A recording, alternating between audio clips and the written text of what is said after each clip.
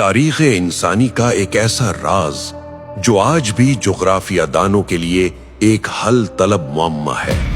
کیا زمین کے کسی کونے پر واقعی لوہے اور تانبے کی کوئی ایسی دیوار موجود ہے جو آج ہماری سیٹلائٹس کی نظروں سے اوجھل ہے؟ یہ کہانی کسی افسانے سے شروع نہیں ہوتی، یہ کہانی شروع ہوتی ہے بغداد کی شاہی لائبریریوں میں محفوظ ایک قدیم دستاویز سے۔ یہ سن 227 ہجری کا واقعہ ہے۔ بغداد کی عظیم سلطنت کے حکمران الواثق باللہ نے ایک بھیانک خواب دیکھا، ایک ایسا خواب جس نے اس وقت کی سپر پاور کے بادشاہ کو لرزا کر رکھ دیا۔ اس نے دیکھا کہ ذوالقرنین کی تعمیر کردہ وہ عظیم دیوار جو دنیا کو یاجوج ماجوج کے فتنے سے بچائے ہوئے ہے، وہ ٹوٹ رہی ہے۔ مشہور مورخ ابن خرداد بہ اپنی شہرہ آفاق کتاب المسالک والممالک میں لکھتے ہیں کہ بادشاہ کی نیند اڑ چکی تھی۔ اسے کسی ایسے شخص کی تلاش تھی جو صرف جنگجو نہ ہو بلکہ ایک محقق بھی ہو، جو تلوار سے زیادہ زبانوں اور نقشوں پر عبور رکھتا ہو۔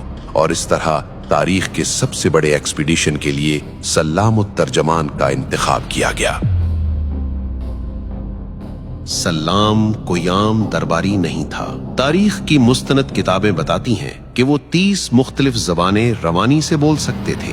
اس دور میں جب گوگل میپس کا وجود نہیں تھا، سلام وہ شخص تھے جو ستاروں کی چال دیکھ کر راستہ نکالتے تھے۔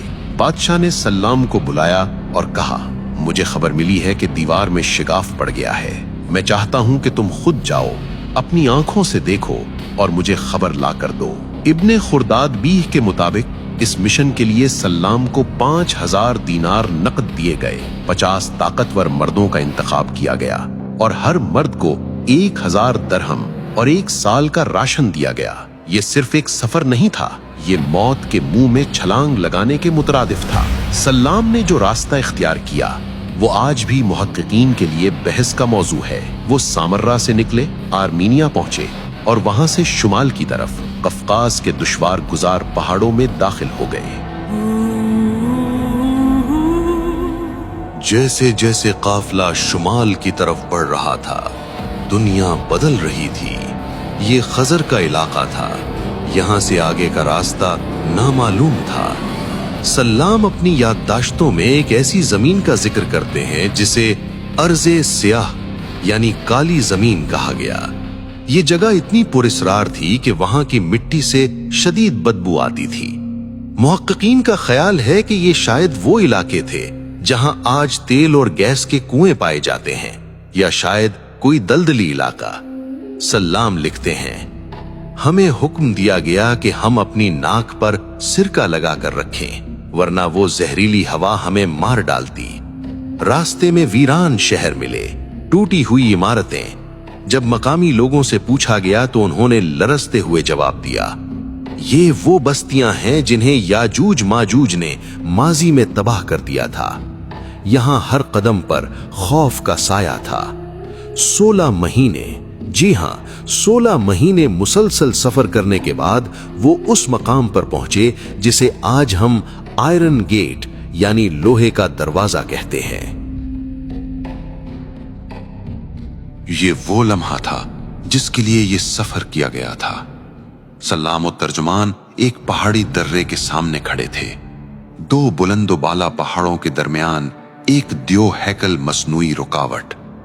یہاں ہمیں رک کر سلام کی دی ہوئی تفصیلات کا سائنسی جائزہ لینا ہوگا، کیونکہ اکثر لوگ اسے دیوار چین سمجھنے کی غلطی کرتے ہیں، مگر سلام کی رپورٹ کچھ اور ہی بیان کرتی ہے۔ سلام نے دیکھا کہ دیوار پتھروں کی نہیں بلکہ لوہے کی بڑی بڑی اینٹوں سے بنی تھی، اور ان اینٹوں کو جوڑنے کے لیے پگھلا ہوا تانبا استعمال کیا گیا تھا۔ یہ بالکل وہی ٹیکنالوجی ہے جس کا ذکر قرآن مجید کی سورہ کہف میں آیا ہے۔ دروازے کی چوڑائی 150 ہاتھ تھی۔ اس پر ایک عظیم الشان قفل لگا ہوا تھا جس کی لمبائی 7 ہاتھ تھی۔ لیکن سلام صرف دیکھنے نہیں گئے تھے، وہ پرکھنے گئے تھے۔ انہوں نے اپنی جیب سے ایک چاقو نکالا اور دروازے کی سطح کو کھرچنا شروع کیا۔ جب چاقو کی نوک پر سرخ اور سیاہ برادہ جمع ہوا تو یقین ہو گیا کہ یہ لکڑی یا پتھر نہیں، یہ خالص لوہا اور تانبا ہے۔ سلام نے وہاں کے قلعے کے نگہبانوں سے پوچھا، کیا تم نے ان مخلوقات کو دیکھا ہے؟ निगहबानों ने जवाब दिया, नहीं, लेकिन हम हर जुमे को हथौड़े से इस दरवाजे पर ज़रब लगाते हैं और दूसरी तरफ से हमें शोर सुनाई देता है। सल्लाम ने तस्दीक की कि दीवार अभी टूटी नहीं है। शिगाफ की खबर झूठी थी, मगर सवाल ये पैदा होता है कि सल्लाम ने जो देखा वो आज कहां है। जदीद जुग्राफियादान और मुअर्रिखीन 3 नजरियात पेश करते हैं। पहला नजरिया ये दरबंद की दीवार थी जो आज रूस के इलाके दागिस्तान में है, लेकिन दरबंद की दीवार पत्थरों से बनी है, लोहे से नहीं। दूसरा नजरिया ये दारियाल गार्ज था जो कफकास के पहाड़ों में है। यहाँ कदीम जमाने में लोहे के दरवाजे मौजूद थे। और तीसरा नजरिया जो सबसे ज्यादा हैरान कुन है कि ये मकाम अब अल्लाह के हुक्म से हमारी नजरों से मख्फी कर दिया गया है, जैसे बरमूदा ट्रायंगल या दीगर राज। शायद ये मकाम किसी और डायमेंशन में है। मशहूर जुग्राफियादान अल इदरीसी ने अपने नक्शे में इस दीवार को दिखाया है, मगर इब्ने खुल्दून जैसे मुहक्किकीन ने इस वाक़े पर सवालात भी उठाए हैं। वापसी का सफर जाने से ज्यादा हौलनाक था। सल्लाम के साथी बीमार होकर मरने लगे। 50 में से सिर्फ 14 लोग जिंदा बचकर सामर्रा वापस पहुंचे। सल्लाम अत-तर्जुमान ने वो रिपोर्ट बादशाह के सामने पेश की जो आज भी तारीख की किताबों में महफूज है। बादशाह अल-वासिक बिल्लाह जो मौत से डरता था, कुछ अरसा बाद फौत हो गया, मगर सल्लाम का कारनामा जिंदा रहा। हमें नहीं मालूम कि वो दीवार आज किस हाल में है, लेकिन सल्लाम अत-तर्जुमान की कहानी हमें ये सबक देती है कि इंसान की जुस्तजू उसे दुनिया के आखिरी किनारे तक ले जा सकती है। सच्चाई अक्सर खौफ के हिसार के उस पार होती है। तारीख के सीने में ऐसे हजारों राज दफन हैं जो अभी बेनकाब होना बाकी हैं। हमारी दुनिया उससे कहीं ज्यादा पुरअसरार है जितना हम जानते हैं। अगर आप भी हमारे साथ वक्त के समंदर में गोता लगाना चाहते हैं और तारीख के उन गुमशुदा औराक को पलटना चाहते हैं, तो हमारे चैनल के सफर में शामिल हो जाएं। सब्सक्राइब कीजिए ताकि अगली तहकीकात में आप हमारे साथ हों। और जाने से पहले अपनी राय का इजहार नीचे कमेंट्स में जरूर कीजिए।